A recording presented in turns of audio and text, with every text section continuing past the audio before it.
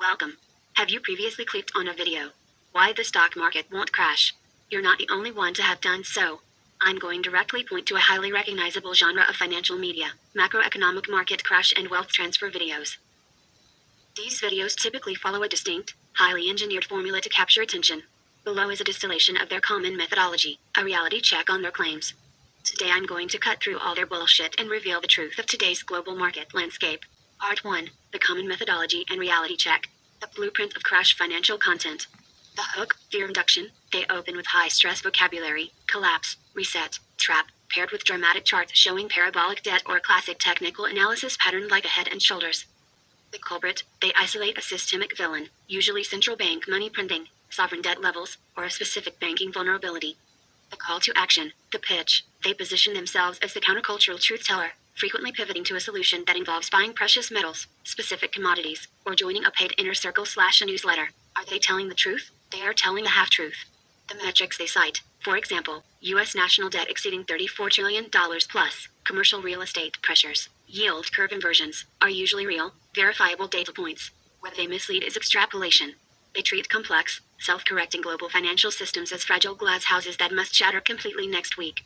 In reality, markets possess massive structural buffers, institutional backstops, and continuous liquidity injections that prevent total annihilation. They sell certainty in an inherently uncertain environment because certainty gets views. Part 2. The Crash Mirage.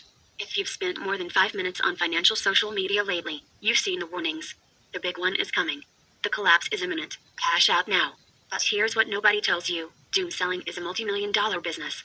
Today, we're looking past the scary headlines and analyzing the actual numbers across the US, UK, Europe, and Japan. Because despite the noise, the global market isn't about to collapse. Here is exactly why the stock market won't crash, and what the gurus are completely missing. Part 3. The 6 reasons the market won't crash. Let's break down the 6 structural pillars holding up the global financial system right now. 1. The central bank's safety net, the Fed put.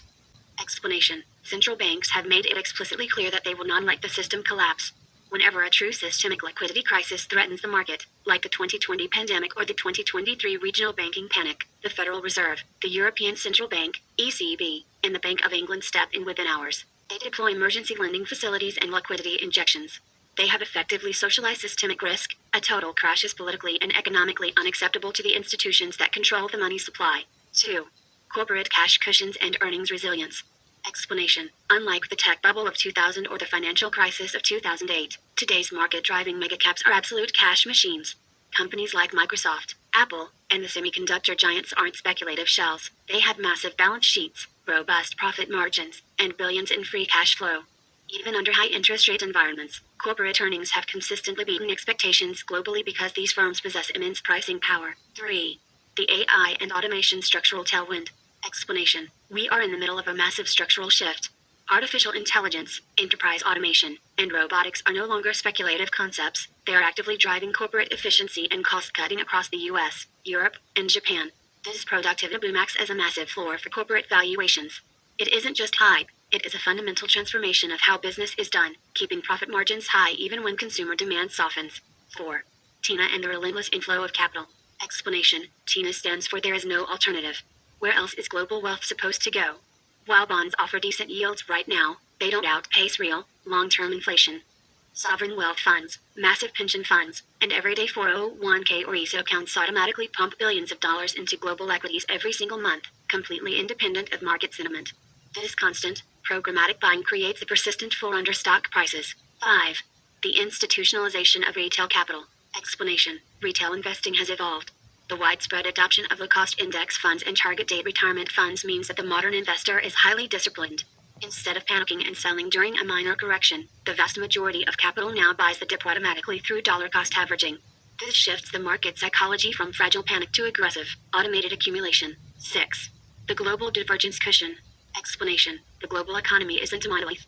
When one region slows, another acts as a ballast. Right now, we see a fascinating interplay. While Europe manages sticky inflation and structural energy transitions, Japan's market is experiencing a massive renaissance due to corporate governance reforms and a weak yen attracting foreign capital. This geographic diversification means global portfolios can rotate capital smoothly without triggering a synchronized, global sell-off. Part 4. Arrow and the real play. Does this mean markets will only go up in a straight line? Of course not. Corrections of 10% to 15% are healthy, normal, and necessary.